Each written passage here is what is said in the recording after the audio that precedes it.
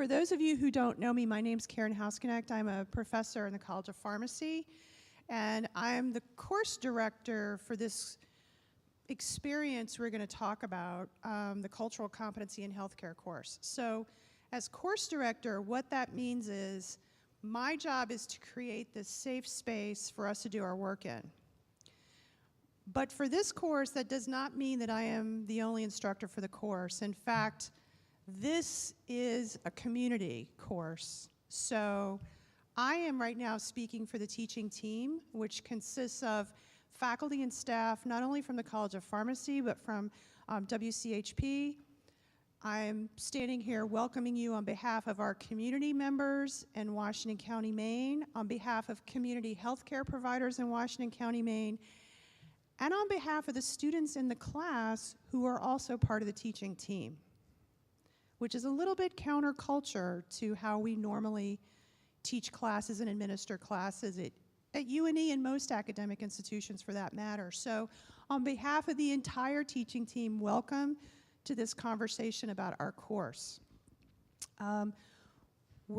This is going to be a very informal presentation. This class is not a normal course that we're talking about.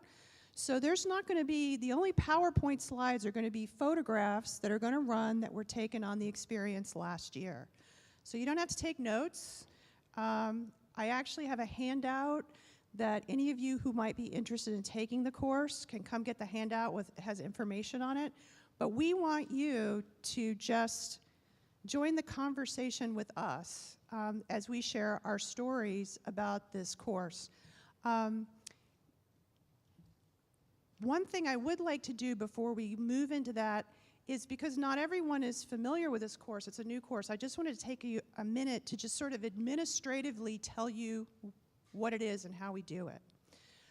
It's an elective course. It's taught in the spring semester. It has 2 parts. We meet for 3 days in January, before classes for some of us and during classes for others of us, because one of the things I learned in putting together this interprofessional course is that every college at UNE has a different academic calendar. So the logistics of scheduling is a bit crazy. But we do meet here on the Portland campus for 3 days in January. And then over spring break, because that's the only time all of you can travel, we go for a week to Washington County, Maine, and have the experiential component of the course.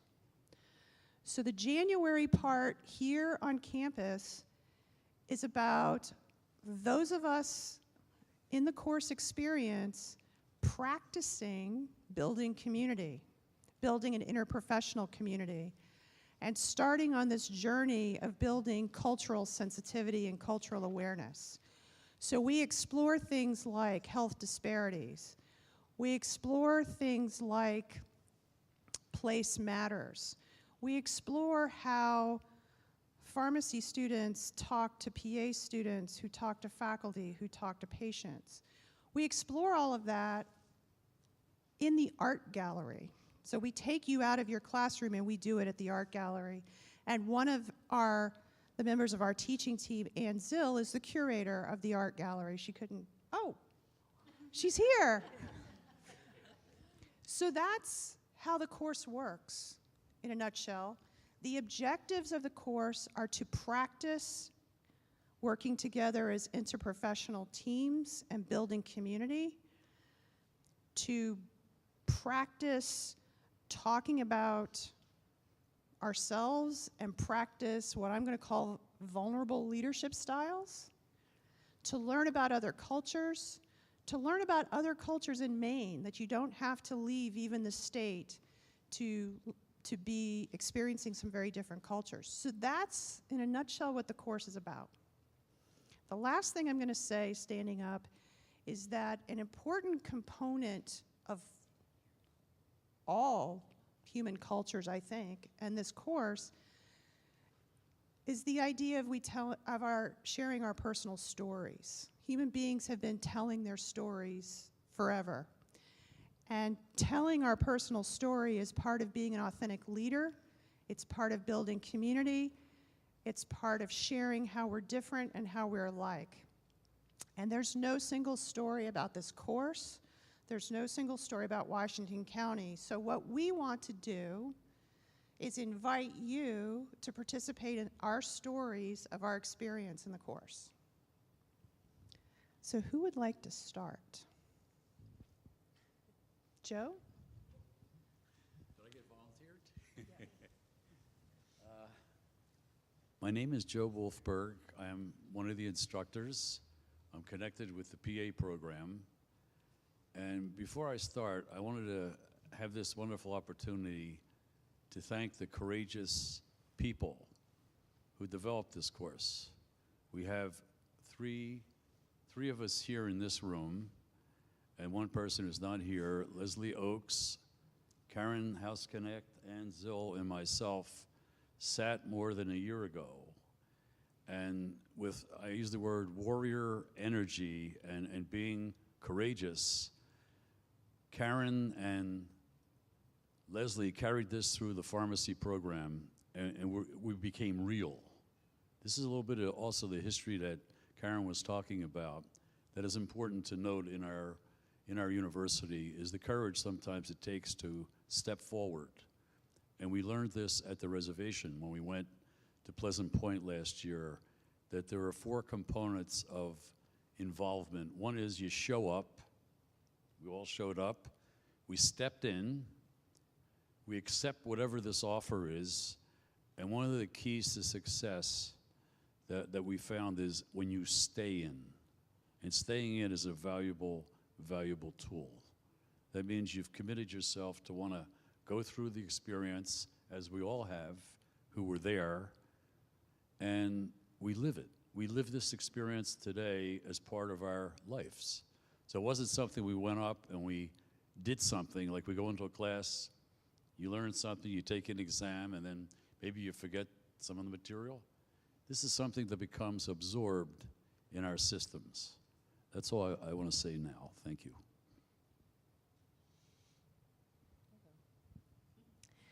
I'm Abby Giggy, and I'm a second-year PA student. I'm out on rotations right now, so I don't know any of you guys. But let me just tell you guys about my story of Washington County. I heard about this trip and this experience in a time in my life where I was going through a lot of change. And I just thought, I'll put myself out there. And also because I liked this idea about learning of other cultures and learning about your own culture. And I thought, well, you know, I don't really have an interesting culture. I'm just me, right? But like everybody has a culture, and I was going through my own personal growth and learning about myself, so I thought that would be really interesting to sort of learn about more about that and experience it with other people. And I had no idea what this experience was going to be like. You know, what is this weird class? How do I even sign up for it? Because PA students don't sign up for classes, so we just get our schedule. And, but I did it, and then I went. And I learned so much. It's not like any cultural competency course that I had taken in previous things in my life where you learn, well, this culture likes, you know, to drink warm tea, and this culture likes to keep their hair covered. And you learn some things about Passamaquoddy, but you also learn just about how to talk to people and how to just share. And it's about coming together on whatever level you're at and not being above anybody or below anybody and just being equals with every single person that you meet. And I've found that now to be very helpful in my clinical rotations when you come down to patients' levels and just learn about them and share yourself with them, then you can really influence them more. It was also a really moving experience for me to go to Washington County and be more connected with the land there. And it was a really healing experience for me. And I ended up going on a clinical rotation in Washington County, in Eastport, because it wasn't so scary anymore because I already knew people there, so it wasn't so scary being far away and everything. But that was also a super crazy, fun experience, so now I kind of want to go back and maybe work there. But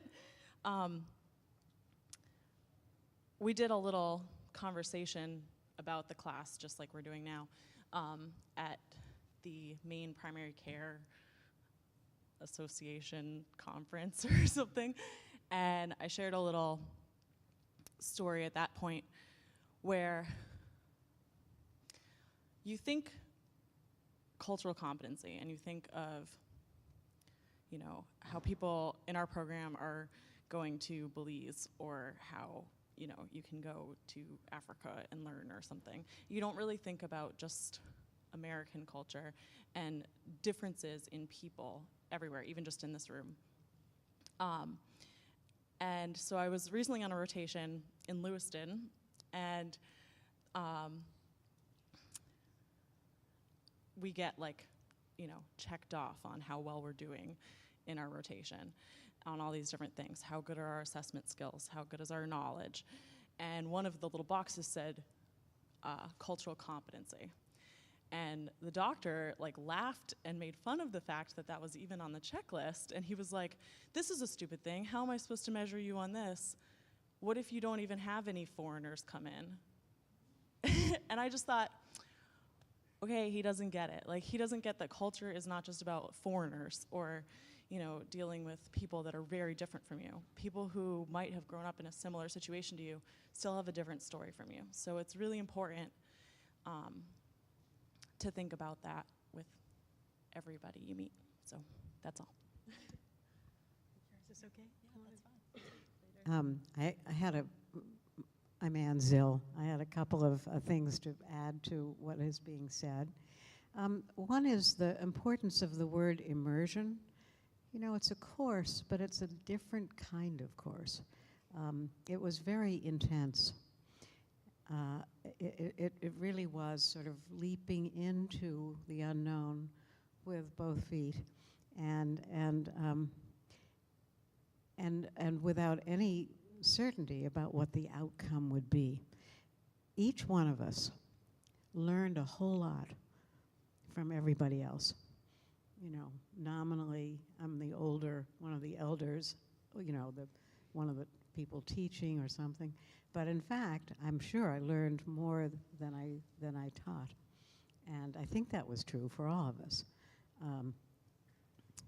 And then I wanted to kind of go for a minute and talk about the arts, because one of the things we did, as Karen has told you, is we spent the first 3 days in the art gallery sharing stories and talking about how our lives are going, and the good and the bad, and opening up to each other a little bit, so that by the time we went to Washington County, which for most of us was a pretty big unknown, we trusted each other. There was a level of trust and closeness that mattered hugely, not because we were dealing with foreigners, you're right, absolutely right, but because we all felt close to each other. We felt very close to the Passamaquoddy folks at Pleasant Point. We felt very close to the community, the health community center, because it was,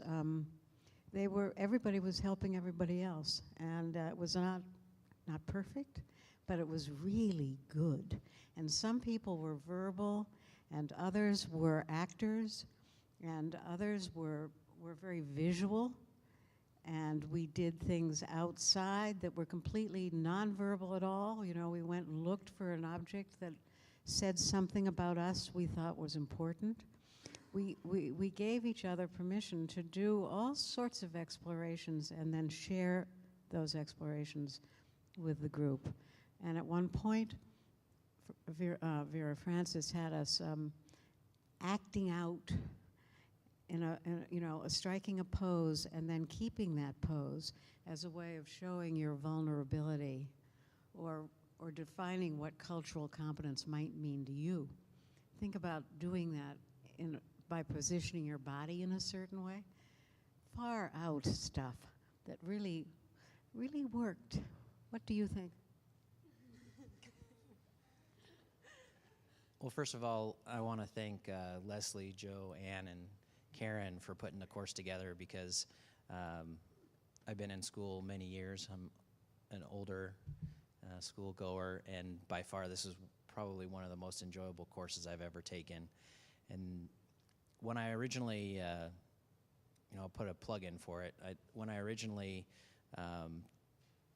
was going to take the course, there are a lot of things that are in everybody's life, their life story, that may or may not impede them to go on an adventure like this. For me, I have family, kids, leaving my wife alone for a week. It's not something that she really likes me to do. But I don't know, all the stars aligned, and I had the opportunity to actually do the course. I can tell you that I definitely learned a lot about others and about myself. The first 3 days in the art gallery were probably the hardest for me because I don't like to open up to others. We did a lot of interacting with people other than Elena and Garlic, who was also in the course. I didn't know anyone else, really. So that was difficult. We had to do a life map, which was very insightful. And the life map was basically taking pieces of our lives. How would I describe it? Pieces of our lives and putting it on a poster board, and then telling people about it. It was very intimate pieces of our lives. So it was both, I guess, beautiful and, I don't know, you got in touch with everyone else in the course and got to see their life story. I can also say that having lived abroad, this cultural experience was excellent. I mean, in the sense of, you never would think that going 4 hours away in a state you could get such an experience. When we went up to Washington County, we were able to interact with essentially two cultures, one of the Passamaquoddy and one of your standard run-of-the-mill white Caucasian. And going into, you'd think that, oh, they're the same up there as they are down here. But in reality, everyone is distinct. And even going into their healthcare facility, learning about, we went on a lot of different outings of, fishermen to cultivators who were farmers, indoor farmers, and even the hosts that we had at the house. Everyone, we learned something from every single one of them that we can apply to every area of healthcare. One of the best experiences up in Washington County that I had was we at the Passamaquoddy, I guess the building that we were having some of our classes at. One of the activities was to go outside and find something outside that you related to or you were. And that's kind of hard to do. I mean, going outside and just looking for something that you are. But I can tell you that that was definitely a very touching, deep experience to see everyone's different aspect of who they are and why they represent this particular object. And then also at the just getting to know everyone in the different professions. This is by far one of the courses that bring a lot of different professions together. I wish there was actually more, even bringing them in from like the Biddeford campus, because you kind of get isolated in your schooling of, I'm only seeing the pharmacists, the people that are going to be pharmacists, and to be able to see how our disciplines interact or should be able to interact to provide a better quality of healthcare to varying individuals with varying stories was by far the best learning experience I had to become becoming a pharmacist, to be able to apply that and I don't know, I think it'll help me provide a better health care overall to others. Hello, everyone. Can everyone hear me? Yeah. Okay. My name's Elena. I'm a third-year pharmacy student. So I guess I'll kind of begin with just talking about why I wanted to take a course like this. Being a previous resident of New England, I've never been to Maine before prior to coming to school here. So I knew there was much to explore. Maine's such a large state. I feel as though now, after this experience, Maine is a country on its own with all the different types of people here and all the students and the universities that we have in Maine. So I came from a really long line of like basic elective courses that I've taken in the past, and I felt as if that they sort of just scratched the surface, whether if it was an elective such as statistics or a writing elective. I mean, I thought that they were great, but I needed like a deeper connection with the course and with students that I go to class with. This course really attracted me. I had Karen as my pharmacology teacher last year, and I admired her as a professor, so I really wanted to take this elective. It was new, and I thought that I would go for it. I really thought that it would increase my awareness of people and just other professions out there. You know, our campus has so many great young professionals walking every day, and I feel like we only see each other in passing in the CAF or in the library, and I really wanted to take a class with other students. That being said, you know, I know that we all know that it's important to respect each other, and as we learn to respect each other in a classroom, hopefully that will follow into the professional world and when we're actually working with others.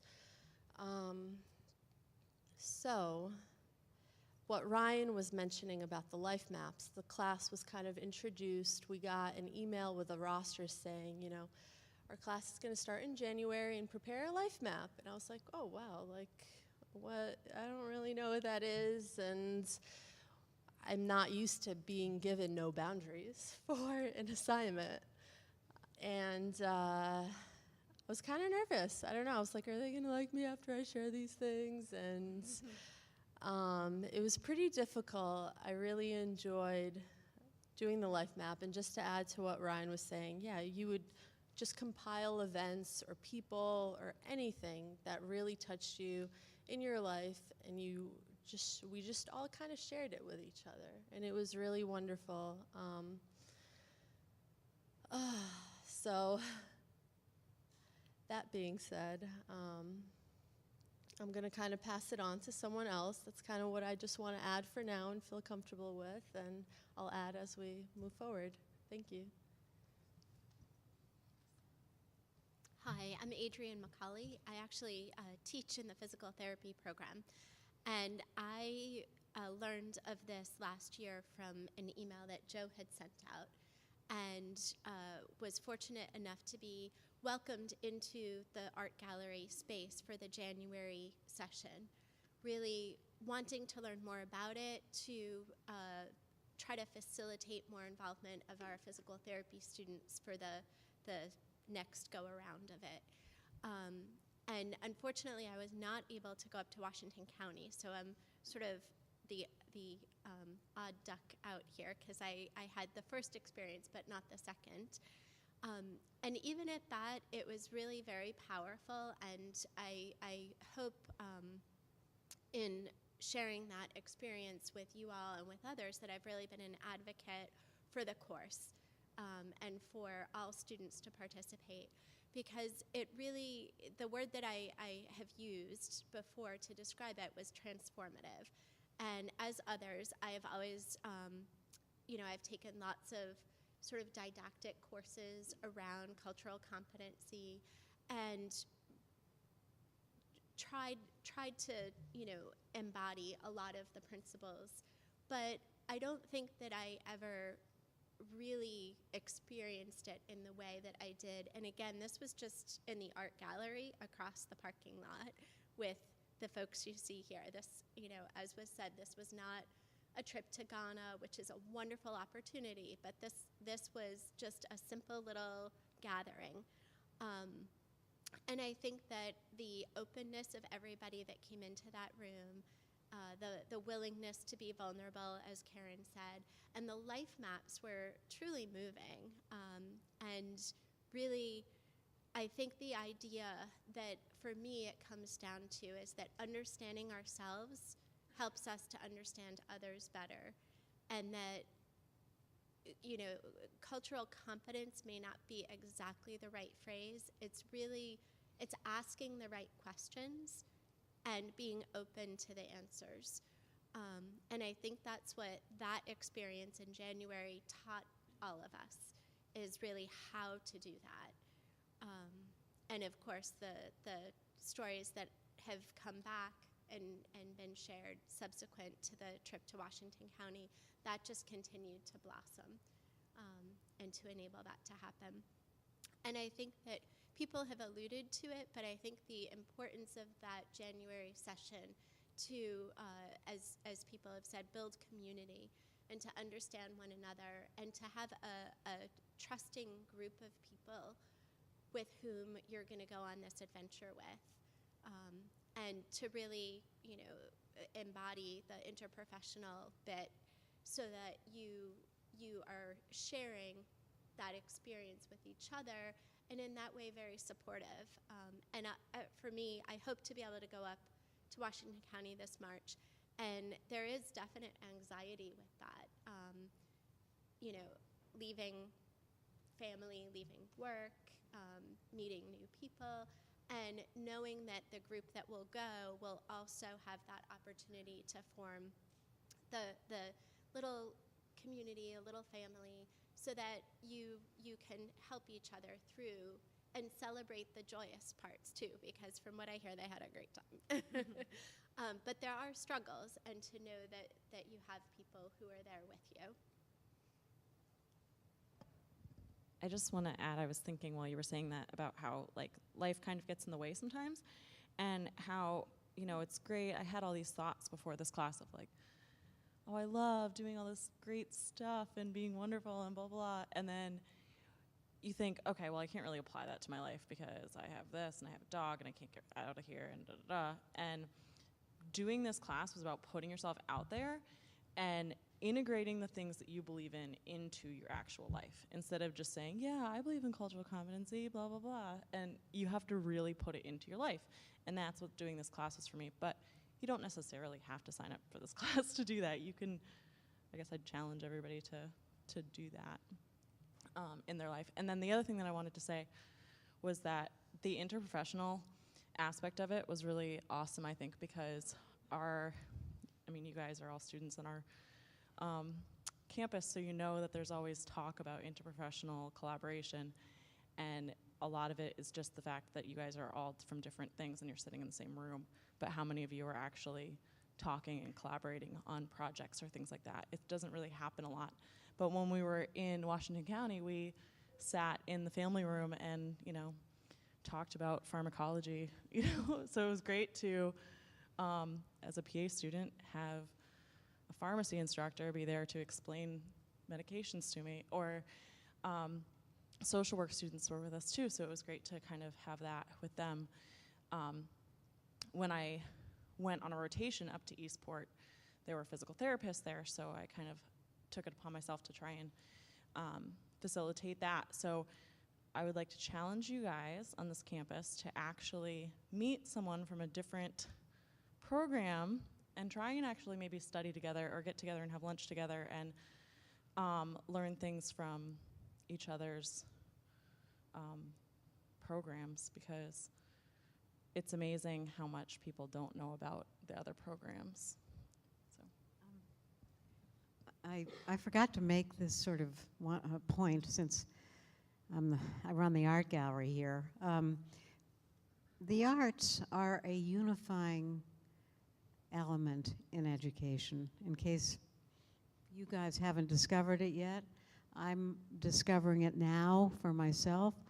I didn't major in art. I didn't start out to be an art director, an art gallery director or anything, but I've been doing it now for almost 16 years, and what I've learned is that all the arts, but in my case, mostly visual arts, inform whatever else you're learning, because it's fun to see something that is an object of that's considered art and fall in love with it, or not like it much, or whatever reaction, to have an emotional reaction to the arts that surround us, and incorporate that into, you know, the book we're reading for one of our courses or whatever. It enhances your experience in life across disciplines. And you know, I'm somebody who, as a kid here growing up, one of my first jobs was working at the Pineland State Mental Institution, where there were seriously disturbed kids, where there were, as we used to say, retarded kids, mentally challenged kids, etc. And it taught me that all human beings are on a continuum, and we all matter, whatever our level of intelligence or emotional health or anything, that we all matter. And then I went off to college in New York City, and I was raised an Irish Catholic, but almost everybody else around me was Jewish. And so I felt like a tiny little minority, but I really wanted to be Jewish because they were so smart and wonderful and rich. And then later in life, I lived in Washington, D.C., and I loved radio, and I was on the board of a radio station. WPFW was Pacifica Station, and I was the only white person. Everybody else was African American. And I wanted desperately to be black because I loved the jazz and the music, and I was, you know, so I've spent a large part of my life feeling not quite right culturally until maybe this course, when we all embraced whatever we are, and it was enormously enriching. So there's so many stories to tell, and I hope you guys will jump in at some point and ask us some questions, but we have to stop talking for that to happen, I guess. A couple of things I wanted to share. One is from the educator point of view, the academic point of view, that hat I'm going to wear right now. This course is a little bit counterculture. So Joe called us brave. I'm going to use Anwar Majid's term. We were subversive.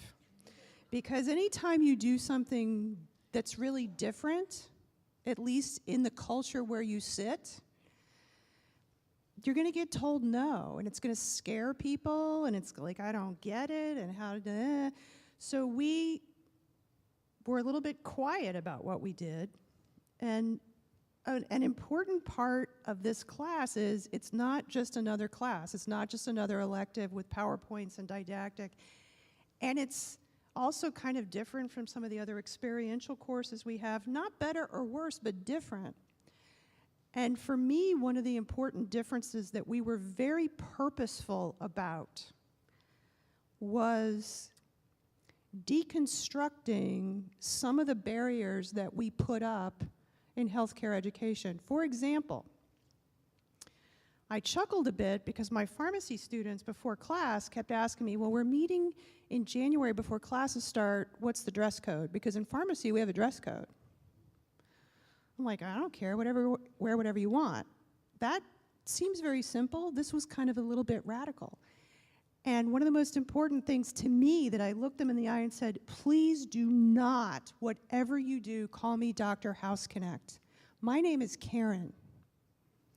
That is radical culture for the building in which I work. It may sound very simple to you, But these are some of the little simple but profound barriers that we put in place. Don't call me doctor. Don't call me this. Don't, you know, let's break down these barriers. And we had conversations about what made us feel uncomfortable about just being different professions together. I'm not a clinician. What right do I have to talk about practicing healthcare? You know, we got vulnerable and we broke those things down, and that was very purposeful. I don't think everyone was comfortable with it at first, but it was very, very important that we deconstruct so that we could rebuild our own community. We had to deconstruct all the stuff that's in place here so we could build our interprofessional community to go into another community. And by practicing doing that ourselves, we learned how, hopefully, to go into a different community and listen. Not come in and say, we're here, we're from UNE, we got so much to offer you, but to actually come in and say, tell us about yourself, tell us about your community. So that was very important.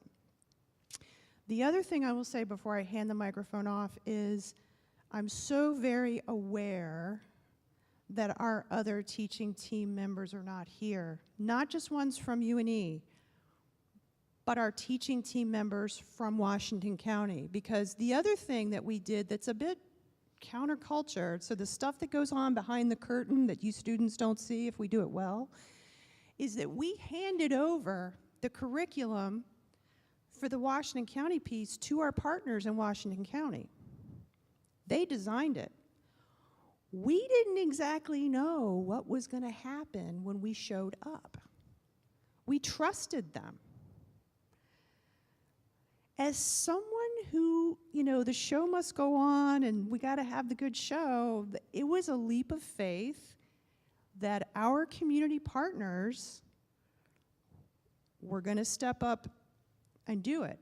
And they did, but that's not traditionally how we run courses. So when students were asking, so what's going to happen on Monday? Well, Joe, we're going to the reservation, right? We didn't know what was going to happen when we got there. That was part of the experience. It was very purposeful, and our community partners were amazing. And you see some of their pictures up there.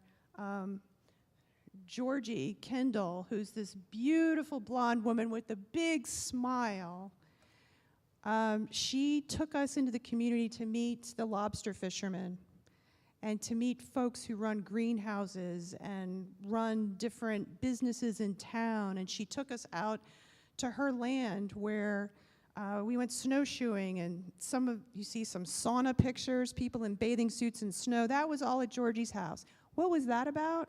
That was about Washington County is not just a story of poverty. It's not just the second poorest county in the United States of America. It's also beautiful and welcoming and fun. And so telling the other stories of the community, and the community saying, thank you for coming, please come back, please be part of us. So I think if Georgie were here, she would say that's so much better than me, but she's not here, so please accept my attempt to share a little bit of Georgie's story.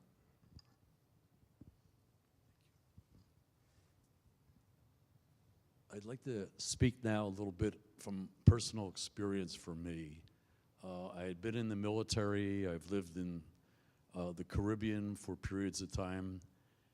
What this did for me was to show me how much I missed those experiences of being with people for a period of time.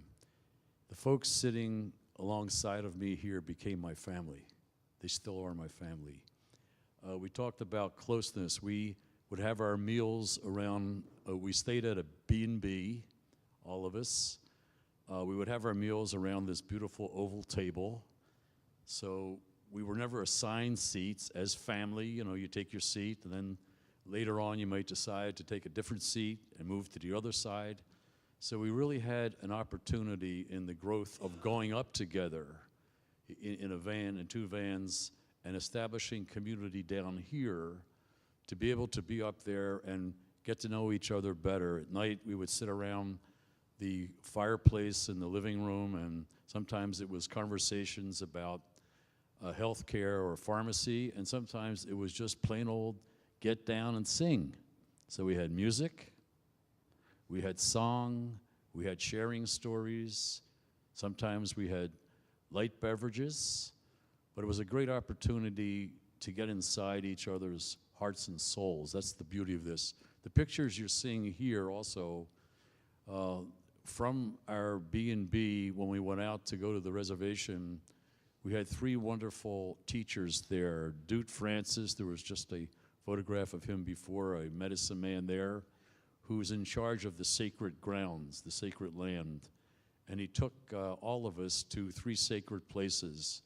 And the first place we went to, we had a ceremonial where he passed around sage. And again, for those that didn't want to do the sage, didn't have to. And we cleansed ourselves with sage outside. And he told some stories about the land there. We went to a place called Split Rock, which is a very sacred place for the Passamaquoddy.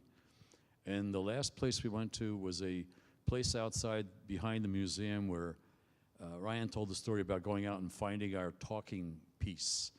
Was a place where the little people live inside. And when Passamaquoddy children grew up, like we all have in cultures, we have cultural stories that are sometimes very much fun, maybe sometimes a little bit alarming. So children were told by their parents to be home at a certain time and make sure before it gets dark you leave the talking area where the little people live because they may take you inside the rock. So that was a thing that young people grew up with.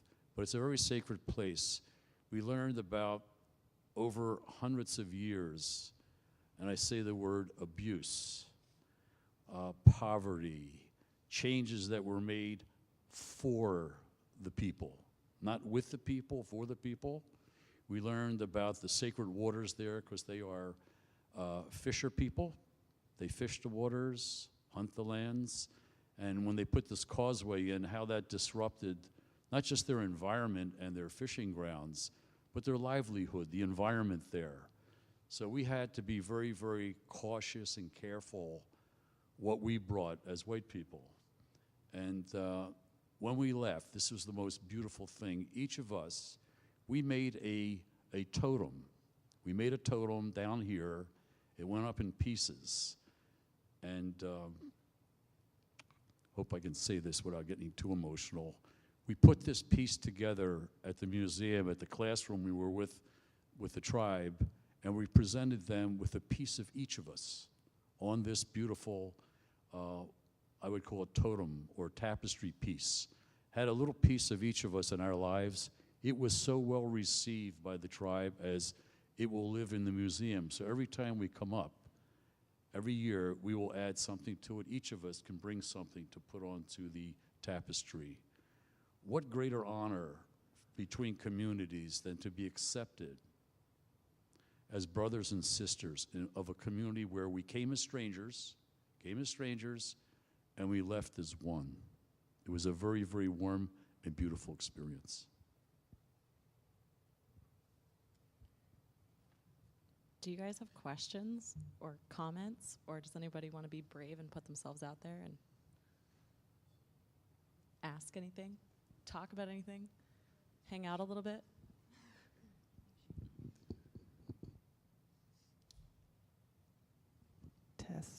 Test. Okay, so then I'm going to talk some more. So I talked a little bit about the nature there and wanting to feel more connected. I'm originally from Maine, and then I moved to North Carolina and lived there for a long time. And the whole time that I lived in North Carolina, I felt empty, like something was missing, and I didn't know what. And I didn't know how to fill it, but I knew that I needed to come back home. And one of the things that I really liked was that for the Passamaquoddy, where they live, Sabayeg is it's home, and you can't disconnect that from who they are. And so for them to be welcoming into that place that is where they live, and it's where they go about their day-to-day life, but it's also really important for them. And for them to allow us to come in was amazing. And then when I went back and ended up working there for 6 weeks, I, felt even more healing from that. Just an interesting thing about Passamaquoddy, as far as health goes, we talk a lot in our healthcare professions about medicine. And I thought a lot of that when we were going to take this class. I was like, oh, I'm going to learn about herbal medicine and like the things, medicines for them. And I was thinking like roots and herbs and teas and concoctions. And we did learn some stuff about that. But they also talk about medicine as not just something that you would ingest. One of my patients while I was up there said that he couldn't afford his medicine because he was going to buy a drum, and drum is medicine. So the rhythm of the drum is medicine for him. And so that's why he needed to get that. And so just think about what's medicine in your life, whether it be eating nutrient-rich foods instead of McDonald's, or whether it be, pharmaceuticals, or whether it be, for me, going back to the land, being there at Georgie's backyard on the lake, where it was freezing cold, by the way, is medicine. That was healing for me. And don't be afraid to bring that into either into your life or into your medical practices in whatever prospective fields that you do. Questions, comments? We definitely would like to hear from you all, and it can be questions about people's experiences, or if you have questions about the flyer and what steps you need to take if you want to be involved in the upcoming January course.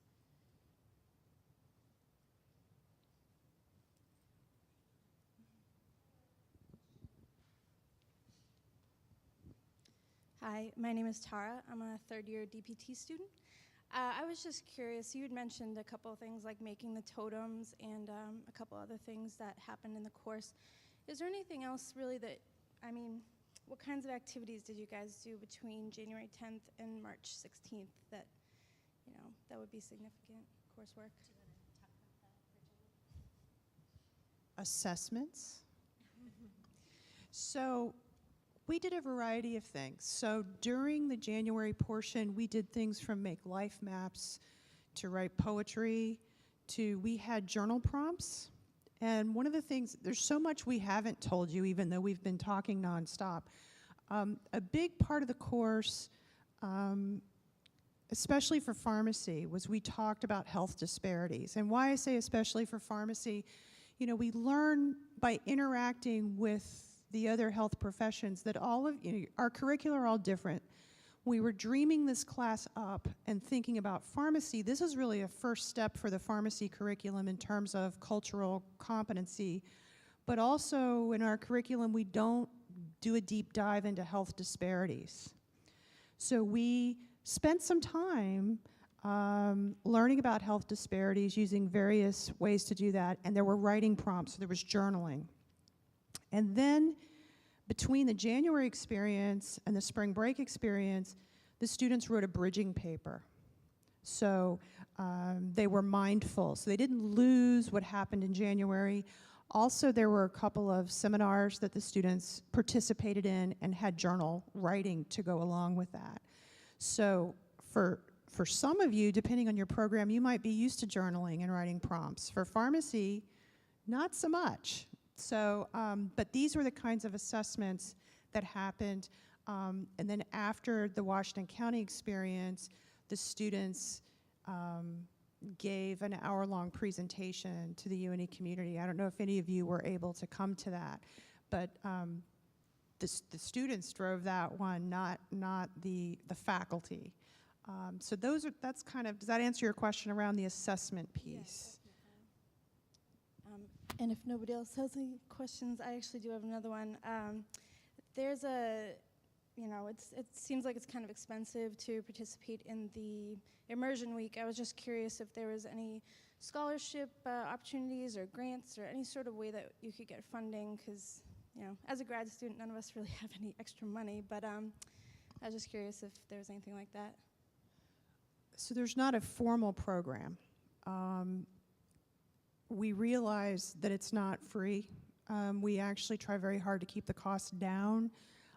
If this is something you really want to do, come talk to us, but right now, there's not a formal sort of scholarship program to support this initiative. We hope that that's where it's going to go, because we hope this is going to grow and build momentum as it adds value, but I'm a scientist. This was an experiment, so we've done it once.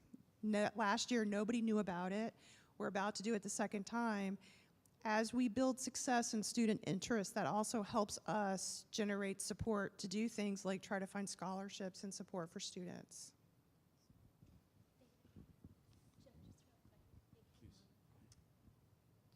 You all know that you can apply to GAPSA for a $250 fund to attend a professional development. So each of you is eligible to apply for that through GAPSA, and that I've been told can be used toward this. For people who like AHA experiences, we had a wonderful AHA experience. Usually in medicine, we don't usually get that, but in other areas we do. And we had a blizzard up there in midweek, so we had to change our plans. And we went to a Perry Elementary School as a whole group, and we met with middle school young people in classes. And then all of a sudden, somebody came over to two of our social work students and said, would you like to take an opportunity to go in and talk to young people about bullying? So they looked at each other and I said, right on. So they went into several classes and they met on the floor with a group of young people, and they helped them to understand what bullying is and how to deal with people who are bulliers. So this was just something that happened. We never planned for it. And we found other experiences like that happen in what we call our adventure. So it's a course, it's an adventure. And when you have an adventure, you never know what's going to show up. As another example, we went on this lobster clamming boat.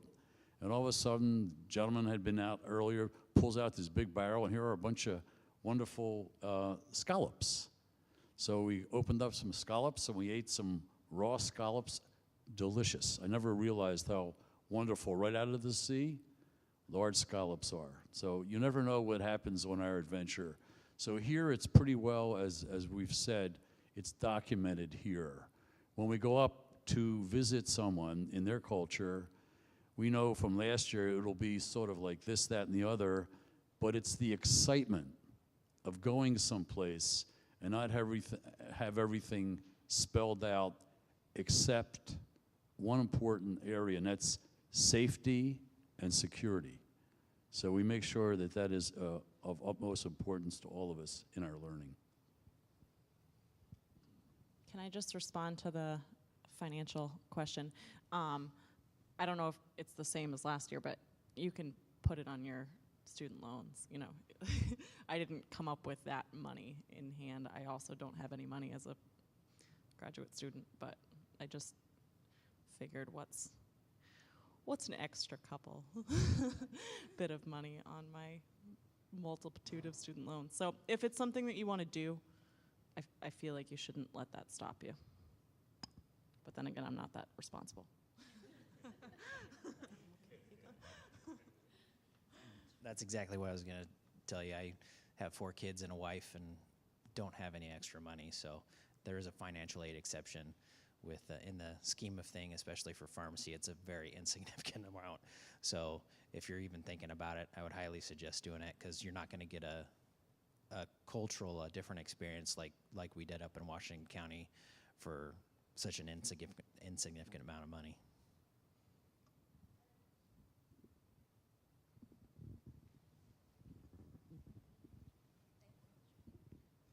Hi, I'm Allie. I'm a first-year DPT student. I'm just curious, like, who were the people? Who did you collaborate with in Washington County? And why Washington County, basically? Like, what was your intention going there, of all places? I had been up in Washington County for many years, so the contact people were people that knew me, and I knew them for a lot of years. So that was kind of the breakthrough there. The Passamaquoddy tribe have 2 reservations, and the Pleasant Point was a place that I was familiar with, and then we just made contact at Indian Township, where the rest of the tribe lives, the Passamaquoddy.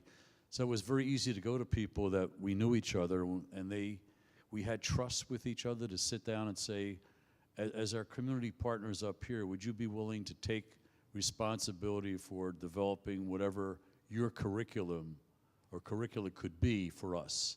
We will come up and we will engage with you. So again, as people have said, we didn't know what to expect other than we were going up on the reservation and to experience the unknown, which was, and I say unknown in a beautiful way, because we had the safety and security, but it opened our minds and hearts to learning. So it was, I would say, just kind of a serendipitous kind of experience that started there. We were also hoping, as this program and course develops over the years, that we would go to other tribes. There's the Indian Township, which is in Princeton, Maine, and also up to the Micmac and Maliseet and Penobscot reservations, and do a similar program. So right now we're trying to iron out for all of us the ands, ifs, and buts of continue to make it successful, interesting, educational, and definitely something we come home with that helps us to continue to live our lives with. Is that? Yeah. So Joe makes it sound really easy. Joe's been building relationship and community with those folks for 20 years. That's why we got to go there. You don't build those relationships overnight. Joe's been working on this for over 20 years. That's how we got in there. Why Washington County? I don't know how many of you know about Washington County, Maine. It's a stunningly beautiful place in down east Maine, and it's the 2nd poorest county in the United States of America.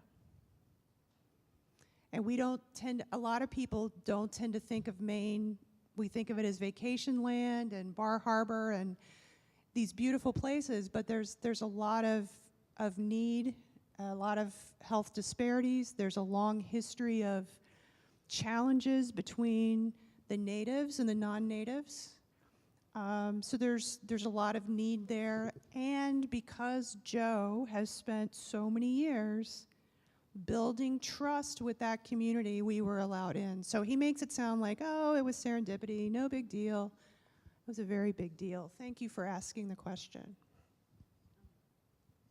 I was just reminded, listening to what we did up there, that one of the experiences that was most moving to me was the day we went to hear from the middle school. Were they 6th and 7th and 8th graders? I think.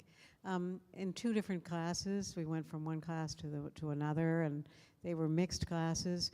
And each and everybody went around the room, and they told us what their dreams and ambitions were. And you really got a sense of the you know, we're not all the same. They're not all the same. You know, the disparities. Some people didn't want to gone to school afterwards, and others did. So, you know, there were cliques of friendships among the students, and some people who were on the outs and were very shy and didn't want to say much.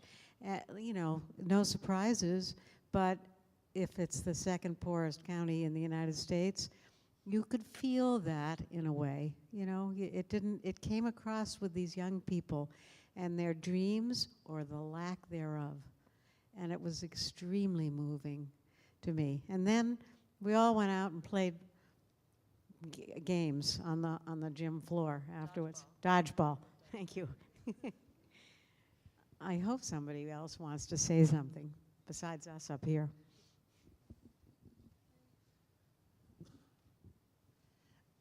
What is this on? Okay. What is the 1st poorest county in the United States? Okay, I was assuming, I'm from Mississippi, and I was thinking it was probably there, but no. Yeah, I'm just listening to everybody. I understand the goal, the benefit of having a program like this in life and as practitioners, you know, when we get out and we're working. But I'm struggling when I think about how to incorporate everything here into the program that we're going through right now. I mean, it seems so didactic, so black and white, that I can't imagine how we would put any of these lessons in our program now. I just... Pharmacy student. Yeah, let me just like think for a second. I can do it, yeah, I got it. All right, great question, Rhonda.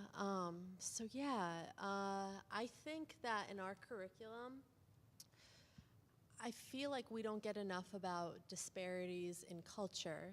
And so for me to explain that, I wasn't born in the United States. English is my third language, so I kind of think of myself sometimes as a cultural guru. But after taking this course, I was like, oh, it doesn't matter, like, this class isn't about like language or where you come from or you know, how many languages you can speak or stuff like that. But what does matter and what connects us and connects culture is like the struggles and disease, and that we have to take that into consideration when we're dealing with our patients. And you know, I don't always think of Maine as a very cultural place, and I didn't really understand why we were going to Washington County to get a cultural perspective or a spin on this.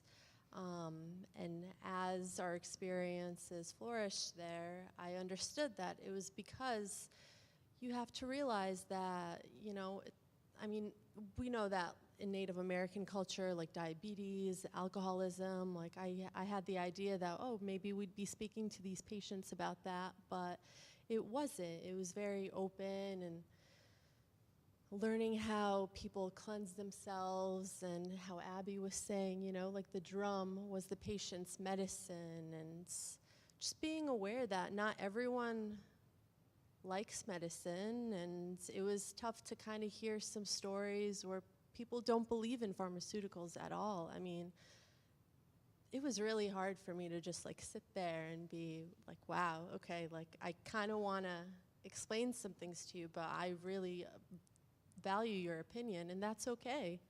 You know, diet and exercise is very important, but it doesn't always heal, and we do need medication sometimes. And since I have the mic, I wanted to just say one of the biggest things that I've learned in this class is just to celebrate who you are. I remember reading that on the roster when we were given our life map, that we had to do our life map. And those words just always stuck to me. And I feel like we overlook it. Like, we just have to take a moment and pause and celebrate yourself, and that way you will be a better practitioner, and you'll have the patience to hear people out, and you'll understand why they are the way they are sometimes.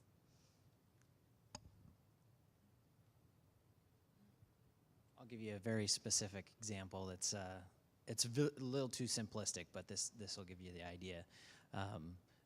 And this class helped me feel not so pigeonholed, because I'm very different, as you know, Rhonda, very different pharmacy student than a lot of your class. But very simplistically, I work in a retail pharmacy. Most of what people see as a retail pharmacist is you hand them their bag over the counter. Sometimes you counsel them. What this experience brought to me, and even made it me understand it a little bit deeper than what I had kind of understood it before, was that person that you're seeing over the counter, that judgment you're making about them isn't necessarily what their story is. That it's not, that person's not addicted to pain medication, or that person isn't trying to live a healthy lifestyle because they're on 12 different medications, or, you know, and I know this sounds very simplistic and broad, but you actually try to connect and understand their story a little bit better, which I feel makes you a better provider and a better person.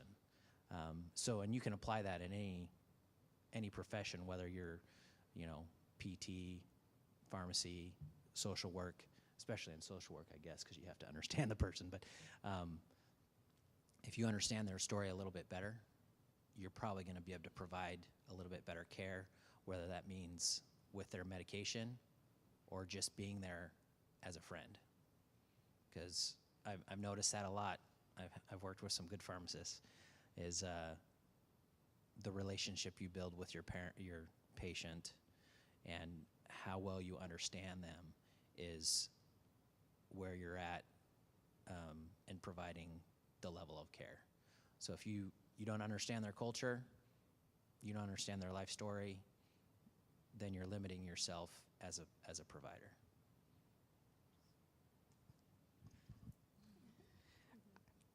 One quick comment to build on what Elena said about celebrating yourself. One buzzword, and it's a buzzword because it's important, that we haven't used yet. This spending time on yourself and your self-discovery is also about self-care. Whether you're a healthcare provider or a professor or a parent or whoever you are, it's also about self-care and exploring what you're comfortable and uncomfortable with and what stresses you out, and because you're entering into a profession that can be stressful and has a lot of responsibility, and that personal growth is all part of self-care and being able to be in it for the long haul. That's another piece of what we try to introduce in this class, is you as an individual are important too. I was just remembering something we haven't talked a lot about, and I'm going to pass it on after I introduce it, because I can't describe it as well as some of you will. It's an example of how the arts enhance our learning.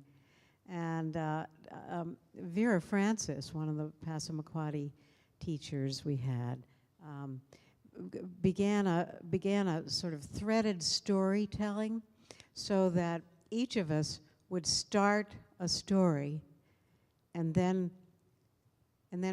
be turned back, and the next would start a story, and after a couple of minutes would be turned back, and then a third, and then a fourth, and then by the end of about 15 minutes of this quick moving on with each individual story, they became braided together in a way, and there was a beginning and a middle and an end, and everybody's story became everybody else's.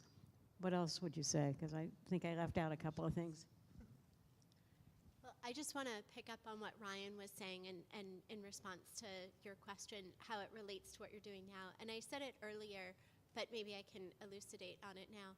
It's really asking the right questions and being open to the answers. And I am still practicing as a physical therapist, and one of my niche areas is working with people who have chronic pain, and specifically chronic pelvic pain. And we think we understand, oh, well, this muscle is damaged or this nerve or this joint, but what does that person believe? And I think this echoes a little what Abby was saying, that it doesn't matter if what they believe is scientifically right or wrong. It's what they believe. And I think of a time that I got sick after eating, I was in college, eating store brand, generic Cheerios, and I just would never eat store brand cereal again after that. Was that the thing that caused the problem? Probably not, but that's the thing that stuck with me, that I believed. And when I ask patients, well, why do you think you have this pain? Or what do you think is going to be the future for you? And listening to what they say, it really helps to know how you can be most effective. And in pharmacy, that may not be something that you're used to doing. But as Ryan said, if you start doing that, you can understand better how you can affect change, positive change for your patients. And I think that this experience, even though we're not marching up to Washington County with, we have all this knowledge that we want to give to people, it's actually teaching us how to be better listeners. And in that, you can then be a better listener and better healthcare provider with the people that are coming to you and saying, I want your help in this way. That's not the intent of this trip, but it's an important piece in the growth of a healthcare practitioner. I just want to say that if you feel like this all sounds good, but you're not sure how it fits into your scientific world and scientific lifestyle, then that is why you need to do this program. Because I was struggling with that too, because I felt like there was two parts of me. There's this, I'm a scientist, like I need answers and specific directions on how to do things, and then there's also sort of this like weird artsy weirdness to me. But I didn't know how to like make those two connect. And then going on this trip, I can't explain what I learned that taught me how to integrate the two, but just something happened there that made me know how to integrate those two. So if that sounds like you, then it sounds like something that you should do in your life. I just want to add to what others have said about outcomes. We, in all programs, tend to be outcome-oriented, always a concluding thing, what are we working toward? And I want to say that if we could let go sometimes of outcomes and experience each moment as the present moment, we all got more out of that. Being in the present moment with each other, whether it was traveling in a van, whether it was arriving at the reservation or health center or school, we were always present with each other. So we got so much more out of that experience with each other. We got to know each other better. We didn't worry about what was going to happen at the end of the day or the end of the hour or the end of the minute. We just stayed present with each other.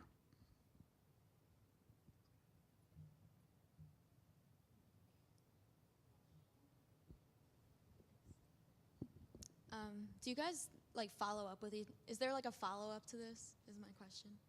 Or like a formal follow-up, or besides? There's not really a formal follow-up. I think a lot of us have made connections. A lot of us are like Facebook friends and stuff now that we wouldn't have been, I don't think, before. But I personally made lifelong connections with people in Washington County, and a lot of that will help me in my professional life as well. But there's no, I don't think, formalized, like, we come together and we do these things, so. We've heard of all the good things that happened, and I was just curious if you had any challenges, if any, with the experience. It was freezing cold the entire time. That was my biggest challenge, was that I was freezing even inside.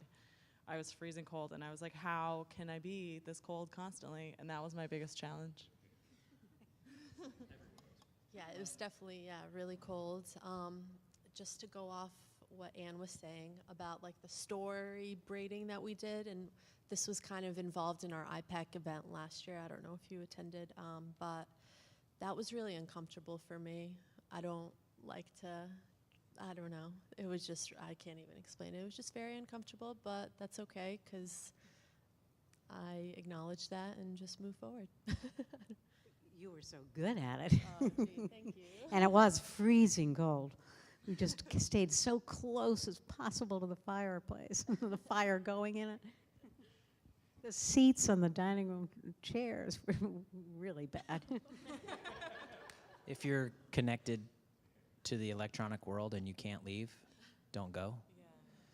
Because you had to stand in the middle of the parking lot at the grocery store and hold your hand up to get cell service. So they don't have self-service. And the internet's pretty bad too, so if you can't be unconnected for a week, don't go. But that was probably the best part. There's something else I want to add. Oh, yeah. We had a lot of challenges the trip, and that was a challenge for me too, especially when I went back for 6 weeks to go live in the woods with no internet and no cell phone. But everything that we did that was challenging caused growth. And we really saw it as a group. We had a lot of sort of bumps in the road with the plans and stuff, and everything that we did, every time we put ourselves in an uncomfortable situation, we grew from it. So for Yelena, it was speaking in public sort of kind of made her uncomfortable, but she learned how to do that.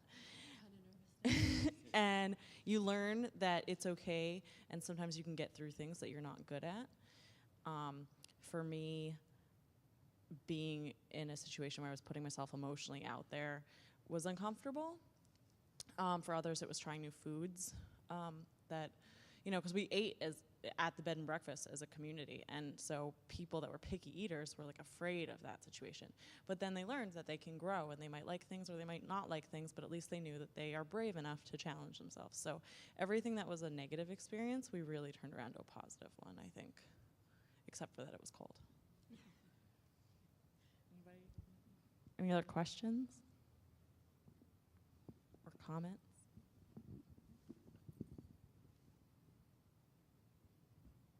I just want to say a logistical issue, as Karen mentioned earlier. For some programs, this happens right before your spring semester starts, and for some other programs, you are already in classes when this starts. So I would just encourage you that if you are already in your classes when you start, to talk with your professor about your interest in doing this, and to see you know, different people are going to have a different opinion, and they may say, no, you absolutely cannot miss class, in which case you need to talk with the faculty for this about what flexibility there may be for those 3 days. But some faculty may say, well, let's figure out what you could miss, because this is a unique opportunity.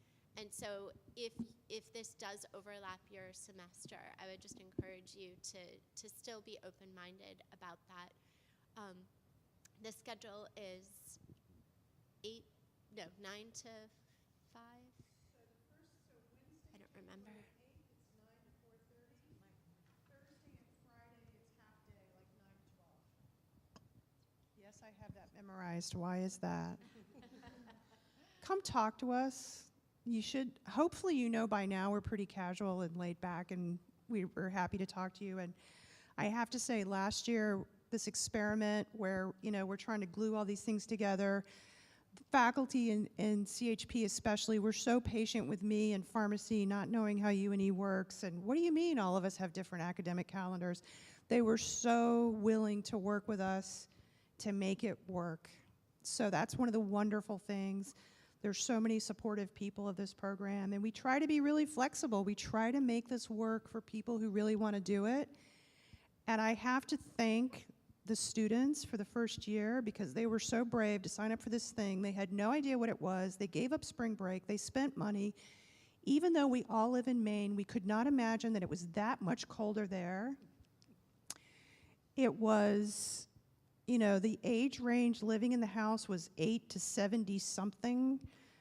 We spent all of our time together, all of our time together, all of our time together, and we still love each other when it's all over.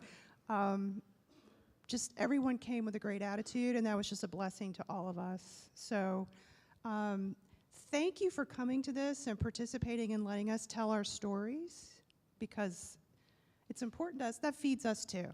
So thank you, and if you have any questions, please don't hesitate to contact any of us. There's flyers about this year's course.